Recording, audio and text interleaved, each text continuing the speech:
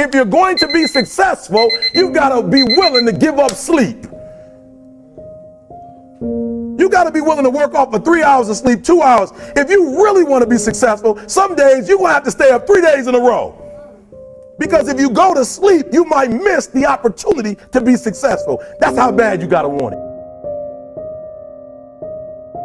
And the story is about, you guys have probably heard about this before. It was a young man who, he wanted to make a lot of money. And so he went to this guru, right? And he told the guru, I want to be on the same level you're on. And so the guru said, if you want to be on the same level I'm on, I'll meet you tomorrow at the beach at 4 a.m. He like, the beach? I said, I want to make money. I don't want to swim. Guru said, if you want to make money, I'll meet you tomorrow, 4 a.m. So the young man got there at 4 a.m. He all ready to rock and roll, got on the suit. He should have wore shorts. The old man grabs his hand and said, how bad do you want to be successful? He said, real bad. He said, walk on out in the water. So he walks out into the water. Watch this. When he walks out into the water, it goes waist deep. So he like, this guy crazy. Adrian, he like, I want to make money. He got me out here swimming. I didn't ask to be a lifeguard. I want to make money. He got me in. So he said, come out a little further. Walked out a little further. Then he had it right around this area, the shoulder area. So this old man crazy. He making money, but he crazy. He said, come on out a little further. Came out a little further. It was right at his mouth. My man like, I'm about to go back in here. This God is mine. So the old man said, I thought you said you wanted to be successful. He said, I do. He said, walk a little further. He came, dropped his head in, held him down, hold him down. My man getting scratching, holding him down. Just before my man was about to pass out, he raised him up. He said, I got a question for you. Somebody answer the question for me. He said, when you were underwater, what did you want to do? Lee, I'm looking for a different word though than lip. What's that word? He said, I wanted to breathe. He told the guy, he said, when you want to succeed as bad as you want to breathe, then you'll be successful. I don't know how many of y'all got asthma in here today, but if you ever had an asthma attack before, you short of breath, SOB, shortness of breath, you wheezing. The only thing you trying to do is get some air. You don't care about no basketball game. You don't care what's on TV. You don't care about nobody calling you. You don't care about a party.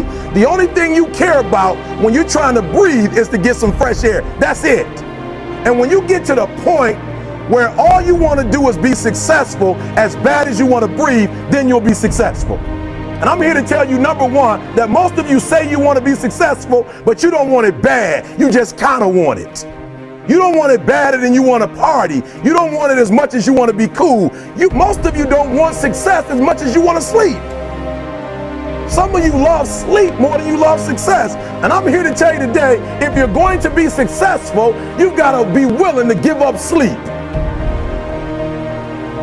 You got to be willing to work off for 3 hours of sleep, 2 hours. If you really want to be successful, some days you're going to have to stay up 3 days in a row. Because if you go to sleep, you might miss the opportunity to be successful. That's how bad you got to want it. You got to go days without, listen to me, you got to want to be successful so bad that you forget to eat. Beyonce said once she was on the set doing her thing, 3 days had gone by, she forgot she didn't eat. Because she was engaged. I never forget when 50 Cent was doing his movie, I did a little research on 50, and 50 said that when he wasn't doing the movie, he was doing the soundtrack. And they said, when do you sleep, 50? Sleep. He said, sleep. Sleep is for those people who are broke. I don't sleep. He said, I got an opportunity to make a dream become a reality. Football players, how many football players? Got anybody like football in here? Raise your hand. Anybody like football? Emmitt Smith. I used to be a Cowboy fan. Before they did my boy Tom Landry wrong, I used to be a Cowboy fan. And watch this, there was a commercial. Emmitt Smith had won his first Super Bowl, and he had this commercial when he was lifting weights. I don't know if you saw the commercial when he was lifting, and Emmitt said, you know what? I won the Super Bowl, so I can rest now. He was doing his bench press. So he said, I won the Super Bowl, so I can rest now. So he throws up about 325, boom, and he rests for about 2 seconds. Then he boom, boom, boom. Did you see that? He'd already won a Super Bowl. He said, I think I'm going to take a rest. And he rests for how long? 1 second. Most of you won't be successful because when you're studying and you get tired, you quit. And I'm here to tell you today, if you got somebody came to my office the other day crying. I said, look, don't cry to give up, cry to keep going. Don't cry to quit. You already in pain, you already hurt, get a reward from it. Don't go to sleep until you succeed. Listen to me. I'm here to tell you today that you can come here, you can jump up, you can do flips, you can be excited when we give away money. But listen to me, you'll never be successful until I don't have to give you a dime to do what you do. You won't be successful until you say, I don't need that money, because I got it in here. So listen to me. Emmett Smith said this at the end of the commercial. Emmett Smith said, all men are created equal. Some work harder in preseason. I'm going to say it again because you might have missed it. All men are created equal. Some work harder in preseason. So that means that there are some people who are going to see the professor, going to see the TA. And even when the professor says, I don't meet with you, my TA meets with you, you say, I don't want to talk to your TA. That's what it is. I don't pay the TA. I pay you to teach me. So you're going to have to find some time to meet me. If I got to meet you at the mall, if I got to meet you at your house, you are going to see me. Listen to me. All men are created equal. Some work hard in preseason. When I went to college, guys were way smarter than me. 4.0s, 3.0s. They went to the Ivy League high schools, came to Oakwood from these great high schools. Most of them are not doing what I'm doing. Why? Because it's not about where you come from. It's about heart. You come to a place where, being smart ain't enough. You got to have heart. That's number one. Watch number two. Number two, catch number two. I wrote it down. I wanted to make sure you got it. It says to be, watch this. We're talking about sacrifice now. The important thing is this. You're writing while I'm saying it, because I only have about 3 more minutes. Listen to me. The most important thing is this: to be able at any moment to sacrifice what you are for what you will become. That's the number 2 thing. You got to catch that one.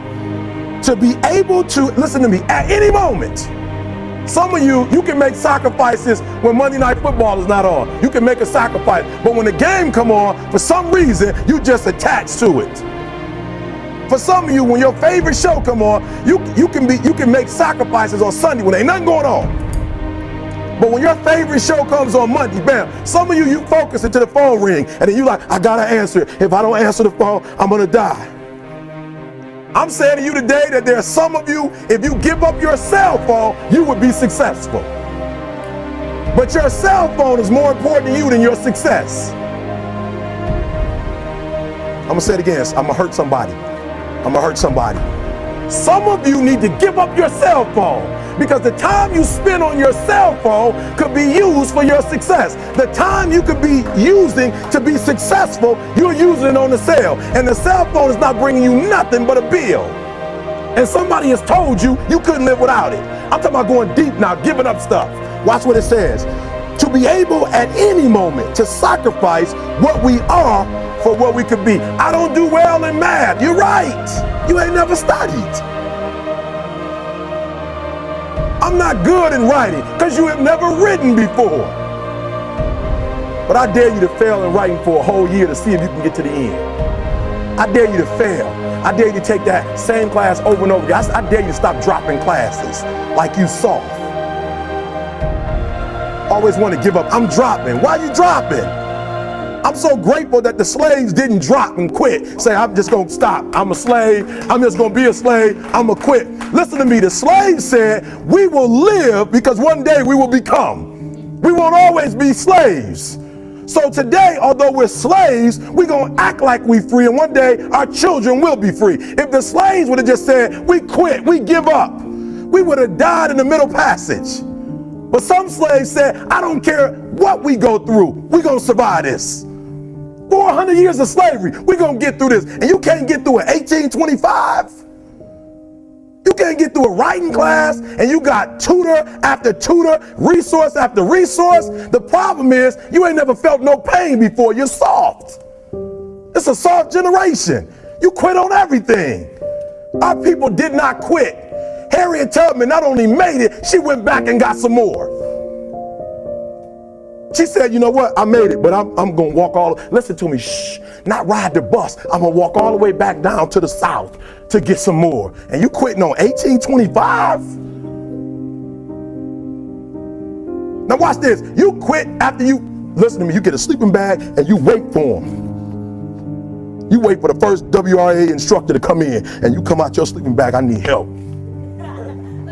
You quit after you do that. You quit after you had, listen to me, a WRA party. I'm having a party. Everybody come over. I got food, everything. And let them get over there. Let it be all the best writers. All right, I food y'all. I want to have a writing party.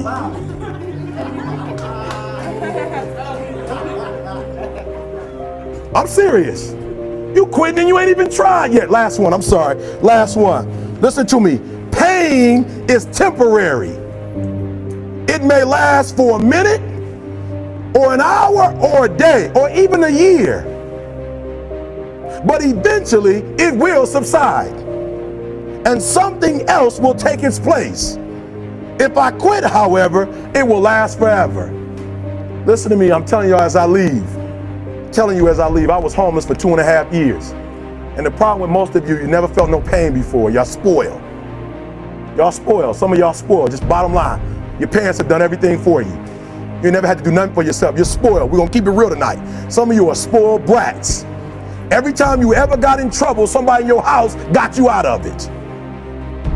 Every time you've done something you're not supposed to do, people say, Eric, your mother's a tyrant. You're right.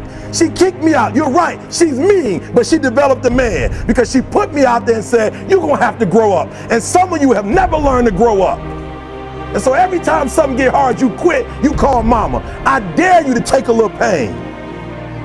I dare you. I dare you not to go home. Somebody said, I don't go home, I feel bad. Go through it.